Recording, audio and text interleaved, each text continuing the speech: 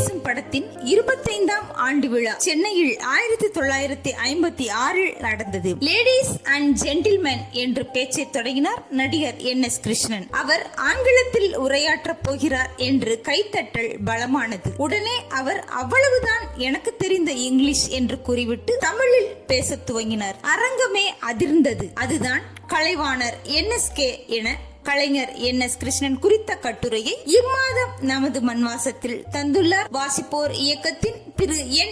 அண்ணாமலை பிள்ளை அவர்கள். தொடக்கூடாத மையம், நீக்க வேண்டிய மையம் என்ற தலைப்பில் அவர் தந்துள்ள கட்டுரை கலைவாணர் NS கிருஷ்ணன் குறித்த பார்வையை இந்த தலைமுறையினருக்கு விருந்து வைக்கிறது. நாகர்கோவிலை சேர்ந்தவர் NS கிருஷ்ணன். பழங்கலைகளின் பண்பு கெடாமல் அவற்றை புதுமைப்படுத்தி மக்கள் முன் வைத்தவர். அவர் நடத்திய கிந்தனார் கதா காலட்சேபமும் தெருக்கூத்து, வில்லுப்பாட்டு போன்றவைகளும் இதற்கு சான்று. அறிவியல் கருத்துக்கள் நாட்டில் பரவ வேண்டும் என்பதில் ஆர்வம் கொண்டவர். வில்லுப்பாட்டில் இருந்து நாடகங்கள், நாடகத்தில் இருந்து சினிமா என வந்தவர். படங்களை தயாரித்தார், இயக்கினார். நகைச்சுவை என்பது எவரையும் காயப்படுத்தாமல் இருக்க வேண்டும் என்றார் கலைவாணர். ஏறத்தாழ 150 படங்களுக்கு மேல் நடித்துள்ள அவர் சீர்திருத்த கருத்துக்களை நகைச்சுவையோடு திரைப்படங்களில் துணிவோடு எடுத்து கூறியவர். பெரும்பாலும் சொந்தமாக நகைச்சுவை வசனங்களை எழுதி அதையே நாடகத்திலும் திரைப்படங்களிலும் பயன்படுத்துவதை வழக்கமாக கொண்டிருந்தார். திரைப்படத்துறையில்